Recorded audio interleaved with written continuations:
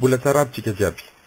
Dia arabaina aby isika malagasy rehetra manerana izao tontolo izao, tratry ny asaramanitra fankalazana ny fa 450 taona nahazoantsika ny fahaleovan-tena-pirenena. Araka ny tokony meko izany, dia indro ampahafantariko antsika ato anatin'ito VCD faha-efatra ito ny otrikaina misy amin'ny faritry Vatovavy Fitovinany. Ito faritra ito no safidiana avoaka voalohany ny fampahafantarana ny otrikaina isa-paritra, satria misy ilay atelier ho fihaonan'ireo olona avy amin'ny faritra io izay atao Talatamaty Antananarivo ny asabotsy 20 Jona izao ny folakandro, izay karakaray ny fikambanana GDV, Groupement pour le développement de Vatovavy. Ka niangavy ahy ireo mpikarakary io eto hoe mba hampafantaro anay alohan'ny ivorianay rubriky izay mba fantatrao amin'ny harem-pirenena misy ao amin'ny tanindrazana. Koa dia mankasitraka azy ireo aho vonona ifanometanana amin'izao tolona iara-miatrika ampahafantarana amin'ny malagasy rehetra manerana ny nosy ny otrikaina misy ao amin'ny faritra izy ireo izao, mba tsy ho tompotrano miontsona ny malagasy amin'ny faritra tsirairay avy ka ho tompony amin'izay fa tsy angatakaty mitsony. Isika nefa somary voafetra amin'ny fotoana eto amin'ny fanao tanterahana ito VCD ito, koa tahaka izao nitondrako ny famelabelarana hiainga avy hatrany aho amin'ny zava-misy. Koa indro asehoko anareo amin'ny tsarotry voalohany ito izay somary natongilako ny fampisehoana anareo ny carreau minier rehetra efa lasan'ny olona amin'io faritra tanindrazanareo io. Averiko ampatsiahivina fa ny DCMM, Bureau du Cadastre Minier de Madagascar, izay nanaovako candidature tamin'ny février 2014 teo no mitantana ny fanomezana ny fahazoan-dalana rehetra na permis minier ao Madagasikara. Efa hatramin'ny taona 2000 izy ireo no miasa. Ny tenako moa dia miasa tao amin'ny BCMM en tant qu'ingénieur de 2000 hatramin'ny 2003, 2000 ka hatramin'ny taona 2003 talohany nandehanako aty ivelany nanohy ny fianarana. Ny lalàna code minier malagasy dia vita tamin'ny taona 1970. Dia application du code minier io lalàna io izany ny BCMM, ka hoe izay tonga voalohany maka ny permis ao amin'ny BCMM no tompony fahazoan-dalana mitrandraka. Le premier venu et le premier servi, izay ny fomba fiasa ao amin'ny BCMM. Dia vokatra izay mety tsy hitovy izany ny tompon'ny tany ao ambony sy tompon'ny permis fitrandrahana ao ambany. Kanefa kosa mbola io lalàna code minier io no milaza fa tsy afaka mitrandraka ny tompony ao ambanin'ny tany raha tsy mifanaraka amin'ny tompony eto ambonin'ny tany. Koa mampirisika anareo rehetra aho, ndana amboleo mahogana batata na katsaka malaky ny taninareo, amin'izay tsy maintsy mifanaraka aminareo aloha zany ireo rehetra nahazo ny permis vao afaka mitrandraka ny ao ambanin'ny tany. Mariko amintsika koa fa nangataka io BCMM io aho satria manana programa aho matipaika efa vita kajy hatramin'ny taona 2020. Ny ahafahan'ny malagasy madinika valala be mandry rehetra isa-paritra mba azo koa ny anjara masoandrony eo amin'ny fitrandrahana io ao izay ao anatin'ny tany ireo tsirairay avy no tanjony. Fa hatreto moa dia tsy mbola misy valiny izany fangatahako izany.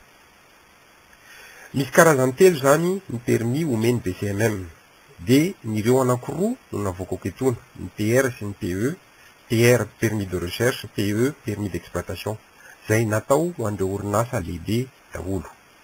Fa kosa ny PRE izay natao ho an'ny valala be mandry madinika dia tsy navoakako eto satria araka ny hitantsika eto efa saika rakotra ny PR sy PE daholo ny faritra rehetra. Ary indrindra atao hoe mbola raran'ny fanjakana amin'izao fotoana izao ny fakana permis ao amin'ny BCMM. Asa iza no afaka hanome fanampanazavana hoe iza ny rarana tsy aka permis atsika mivalim-panontaniana. Ny tenako moa tsy mpanao politika fa teknisianina, ka iverenako ny resaka fizarana fahalalana izay mba sobikako. Dia hitantsika navoakako etona zany ny permis de recherche miloko mavo ary ny permis d'exploitation miloko mena, izay averiko indray fa an'ireo orinasa sy mpanambola bevata aby izy rehetra. Maro ny substance na otrikaina trandrahana natadiavin'ireo olona ireo. Avoakako amin'ny diaporama manaraka avy eo ny listra.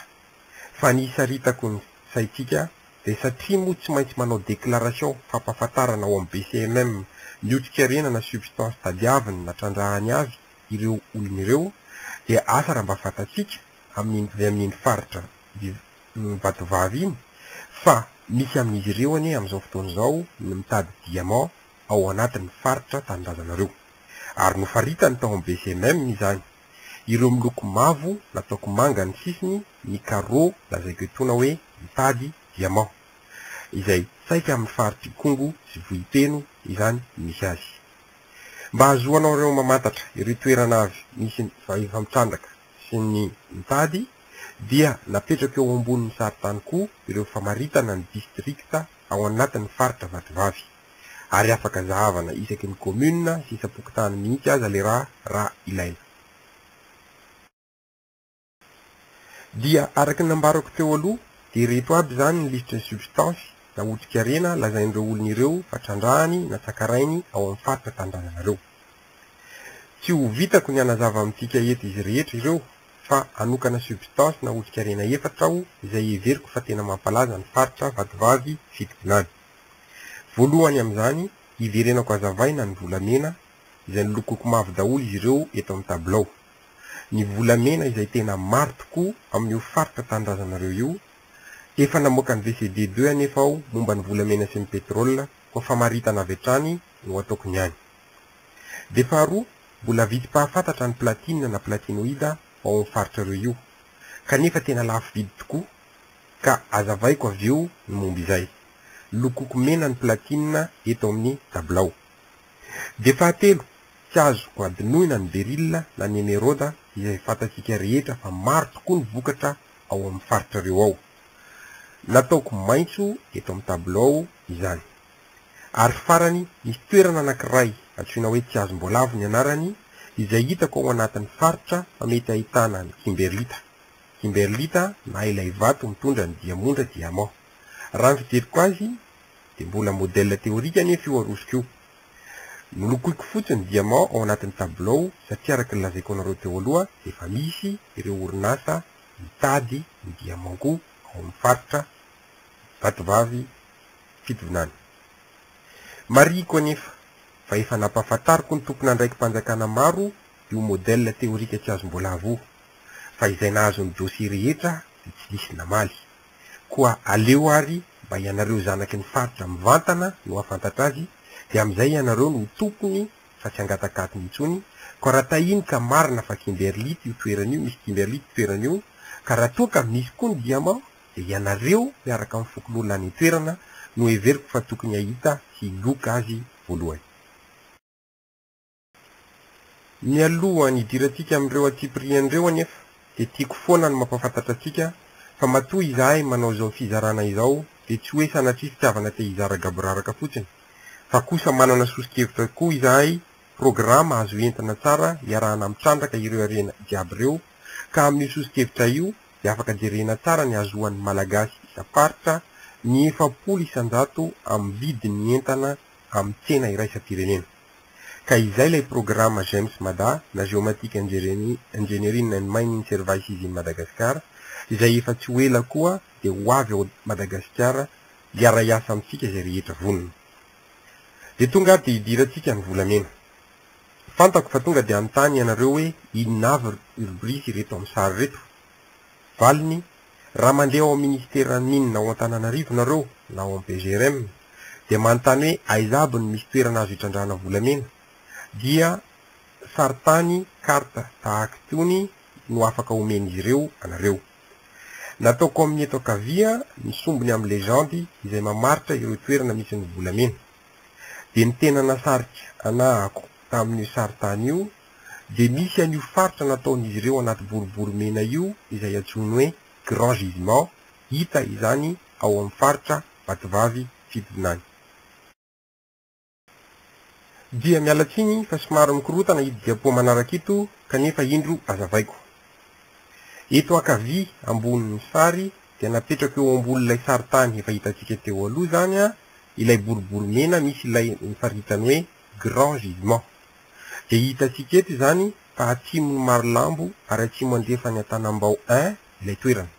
Ary koa hitantsika fa efa misy permis PR, permis de recherche eo amboniny. Izany hoe efa lasa ny olona ny fahazoan-dalana hitrandraka an'io faritra io. Tadidio anefa ilay nilazaiko anareo teo aloha hoe anazy ny fitrandrahana ny ao ambanin'ny tany, fa maveriko hatrany fa mila miezika aingana zany ianareo atanareo ny ao amboniny amboleo mahôgo na amboleo katsaka na amboleo batata, amin'izay fotoan'izay tsy maintsy mifanaraka aminareo ny olona vao afaka hitsandraka eo ambanin'ny tany. Dia nataoko eto ankavanana indray ny vidin'ny volamena amin'ny tsena iraisam-pirenena. Dia hitantsika etoana zany fa eo amin'ny 33 euro eo ny gramme. Dia efa nolazaiko tao anatin'ilay VCD 2 volamena sy pétrole fa efa hatramin'ny taona 2017 no efa fantatra fa mamokatra volamena be tokoa io faritra Atsimo Atsinanana io. Ka hatramin'izany dia efa nahitana izany tamin'izany fotoan'izany fa 600 kg eo no vokatra volamena anatin'ny taona iray. Tamin'izany anefa ny siansy dia mbola tsy nandroso, ny olona mbola vitsy, koa fantaniana dia hoe manahoana amin'izao fotoana izao ary izay efa miroborobo tokoa ny fandrosoan'ny siansa sy efa maro ireo olona mitrandraka. Averiko kely ny zavatra nolazaiko tao anatin'ny VCD 2 fa tsy lany velively ny volamena amin'io faritra io, fa vao maika aza mitombo rehefa miamidina any ambanin'ny tany isika. Io ilay lazavaiko ao anatin'ireo vidéo teo aloha zany hoe misy ifandraisany amin'ilay ataoko hoe zone de cisaillement. Fa iverenako nisa etoana ataontsika hoe tandao ary ho tazomitsika ilay isa hoe 600 kg isa-taona, 900 kg isa-taona, dia raha ataony kajy dia raha ny tokony ho izy zany dia tokony hampiditra vola 18 millions d'euros ny volamena amin'io faritra io. Koa asa ohatriny zany 18 millions d'euros zany raha atao vola ariary ka atao anaty kitapo sa ve gony mihitsy o mety afaka asina azy. Dia tonga dia toizantsika amin'ny platine na platinoïde. Ry malagasy mparay tanindrazana. Misy platinoïde à Madagasikara ary efa manomboka miketriky izany ireo orinasa sy mpanambola maro izay tonga any toerana. Ka faritra efatra no ahitana azy hoy ny Piaraka, dia ao Antsirabe, Lavatrafo, Anosy Beanala ary Ambodilafa. Hoy ny Piaraka hoy aho satria averiko foana fa ny zavatra rehetra zaraiko aminareo dia tsy misy ny fironoko fa nalaiko tany navoka-pikarohana daholo. Ohatra etoana izao dia Piaraka ny asa ho an'ny projet Banque Mondiale, ilay hoe PGRM, no nilaza tamin'ny fihaonana taona tao à Paris tamin'ny décembre 2011. Le potentiel minier de Madagascar ny foto-kevitra midilihana izay nikarakarain'ny SGF ana Société Géologique de France. Ambodilafa moa etoana no ao anatin'ny faritra Vatovavy, ka dia io izany no andao isitsika resaka. Indro eto avy ambany sary nalaiko tamin'ny internet raha nanoatra tamin'ny Google hoe platinoïde sy Ambodilafa.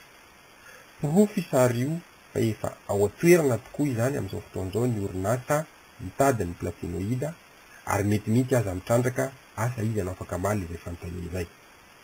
Dia le Piaraka tao à Paris anefa dia nilaza fa mety ho tafakatra hatramin'ny 4 grammes par tonne ny platinoïde mety hita ao Ambodilafa hoy izy.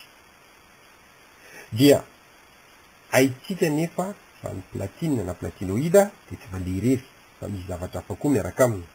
Etonao dia miverina manasa anareo hiverina hijery ilay lisitra tabilao navaovako teo aloha teo.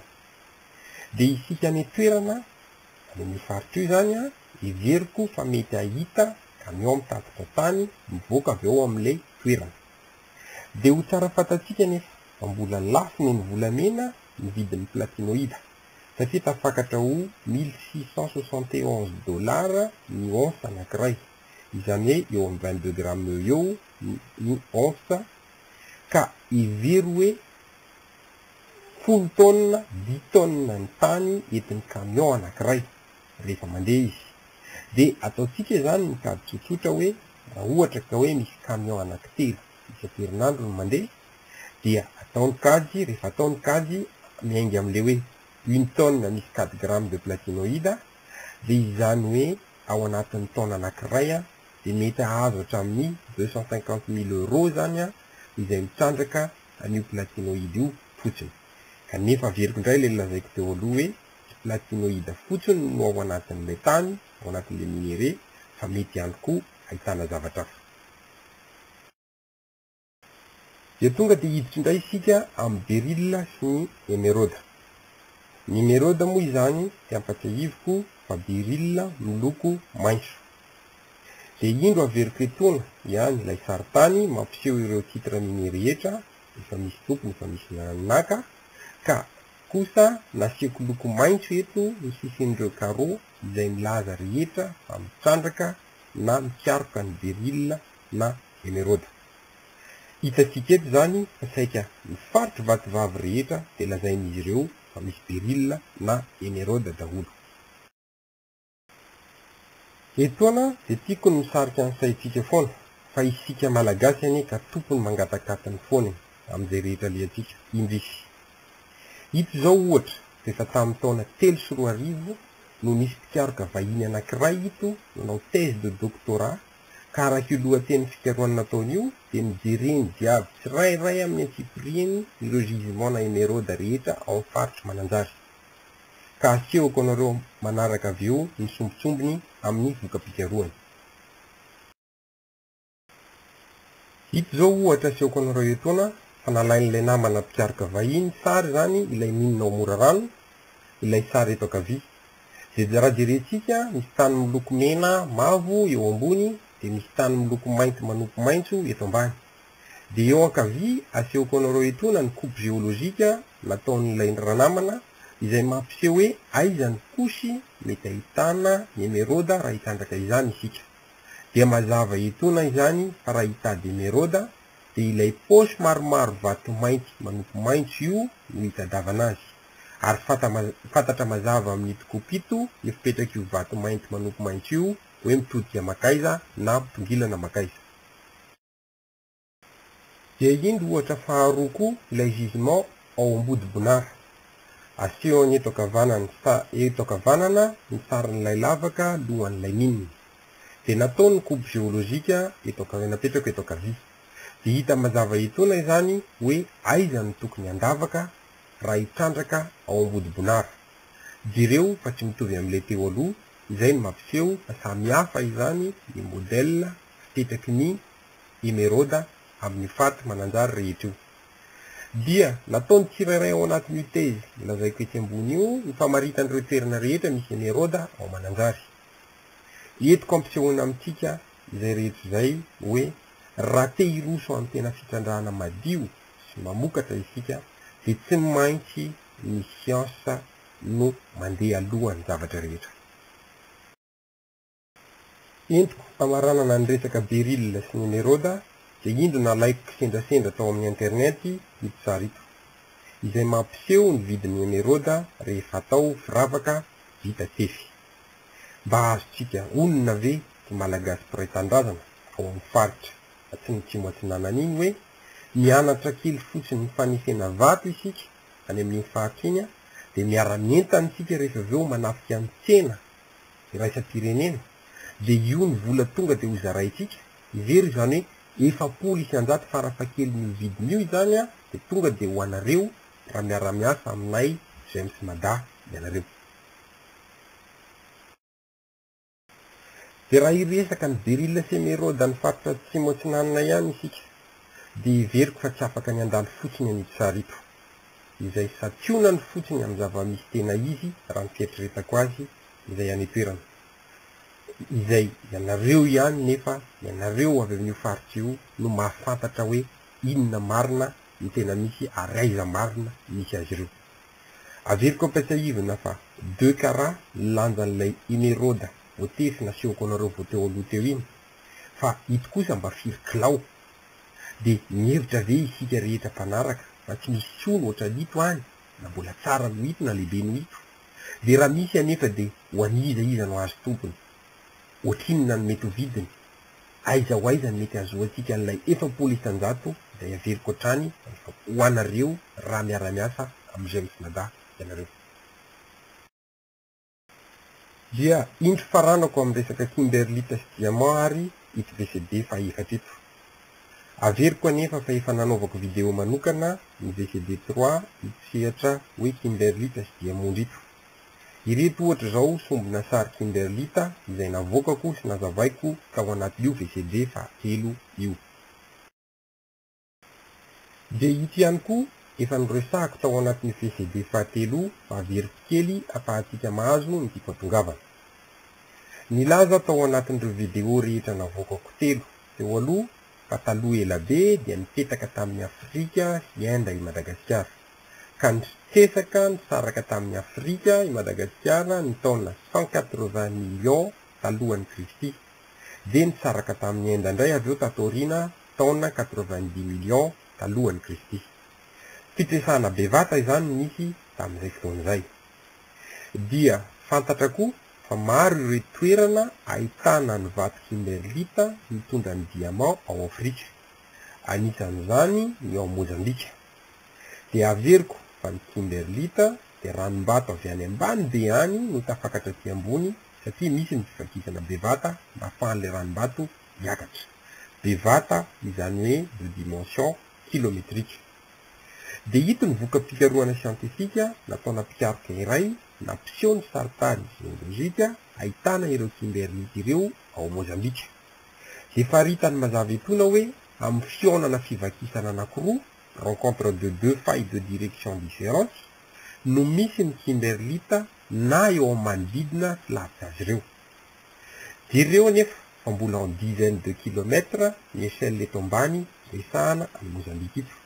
Dia efa mety ahitana izany ny kimberlita. Averiko hatrany fa manasa antsika rehetra aho hijery an'ilay VCD fahatelo mba ahazoanareo bebe kokoa ny tiako ambara. Dia etiko miverina ao amin'ny faritra Vatovavy misy anareo amin'izay ary miresaka. Nilaza taminareo teny am-boalohany fa efa misy ireo orinasa sy mpanambola mitady diamant any toerana izay efa namaritra izany ao amin'ny BCMM sy nilaza hoe mitady diamant izahay. Ireto napodika etoana ireto ny carreau misy azy ireny izay nataoko miloko manga ny sisiny. Dia hitantsika eto amin'ny farany havanana izy ireo marikitra ny tanàna ny Akarombelo. Dia tao anatin'ny VCD fahatelo koa aho dia nilaza faranasaina nitady ny kimberlita ny carte américaine ray tao anatin'ilay programme PGRM. Dia rehefa vita ny fikarohana ataony dia nambarany fa amin'ny faritra avaratry maro lambo izay nataoko ao anaty cadre mena ito no lazainy fa tokony hitadavana izany. Azavainy ao anatin'ilay raporo nataony moa izany hoe nahoana no ao no tokony hitadavana azy. Dia izahako Brice Randrenesolonday anefa rehefa mampiatra ny teknika rehetra niketrehako tamin'ny tezy nataoko teo iny sy nijery lalindalina ny fipetraky ny fay rehetra izany hoe fivakisana rehetra amin'ny toerana io aho dia indro nataoko ao anatina faritra maintimainty izay toerana izay iveriko fa mahitahitana azy. Io ilay faritra antsoina hoe Kiazombolavo atsimo andrefany Marolambo. Ireo nataoko miloko mavo ireo misombona famaritana ny fivakisana amin'ny tsipika mavomavo amin'ny toerana faritra ireo ito. Ary hitanareo ao anatin'ny boky tezy izay nivoaka tamin'ny taona 2024 ny tsipiriany amin'ireo fivakisana ao amin'ny faritra atsimo ny nosy satria nanatotosa izany ao tao anatin'ny tezy io. Nasehoako etoana zany ho hitantsika eto ambany ny saritany topografika ny Kiazombolavo io. Fa hita zany fa misy rano miandrona eo amin'ilay toerana ary ohatran'ny hoe bassin versant zany ilay toerana ka azo heverina aveo hoe oloana volcan taloha izy io asa hitantsika eny ihany ny toeny. Raha azoina ny sary image satelita amin'ny toerana io koa dia hita fa misy toerana boribory maintimainty eo amin'io faritra io izay tsy mitovy amin'ny lokon'ny tany manodidina azy. Marihiko izany fa ny fidinana ny toerana fijerena akaiky azy io no ahafahantsika mamaly ireo fanontaniana rehetra lazaiko eo ambony teo izao. Etona dia averiko marina ihany koa nefa fa efa nampahafantariko ny tompona ndraiky mpanjakana maro io analiziko momba ny Kiazombolavo io. Fa arak'ilay lazaiko anareo izay rehetra mahazo ny taratasy dia tsy misy valiny, tsy misy tohiny mandrakity androany. Koa ry namako izany, eto amaranana nyity VCD faefatra ito dia mamela ianareo amelabilatra amin'ny teny fohy ny programa an'asa atolotray izay ny Fimada ho antsika malagasy isaparitra manirana ny nosy. Raha mandrakalio dia fantatra fa mpamboly sy mpiompy ny 20 isanjaton'ny malagasy dia izahay zany dia manolo-kevitra hoe ndao ampiana ray ny asa ataon'ny malagasy dia ampitsika ny fitrandrahana. Ka io fitrandrahana vato io no andao ataotsika voalohany satria io no afaka apiditra vola haingana ho an'ilay mponina vahoaka malagasy Valala-Bemandry. Eto izany no mipetraka sahady ilay lazaiko hoe 700 amin'ny vidiny amin'ny tsena iraisam-pirenena no azon'ilay malagasy mitrandraka. De rehefa mahazo tombony amin'ny fitrandrahana io izy, erikindray mahazo ny tombony, de iny tombom-barotra iny no entiny hikarakarana ny fambolena sy ny fiompiana izay rehetra tiany atao. Arak'izay fanazavana izay nefa dia tsy vitan'olo tokana ilay tolona fa mila tsika rehetra. Izay no mahatonga ilay teny hoe on ne peut pas tout faire, on ne peut être que complémentaire. Koa manentana atsika rehetra trany hifaninentanana. Sehatra voalohany anomboantsika azy dia ny fanaparitahana ny fahalalana mba tsy ho tobotra miono ny malagasy rehetra isaparitra Valala-Bemandry ao Madagasikara. Koa dia mametraka ny mandram-piona vetivety amintsika rehetra ho avy tsy ho ela indray ny VCD fahadimy. Saotra tompoko.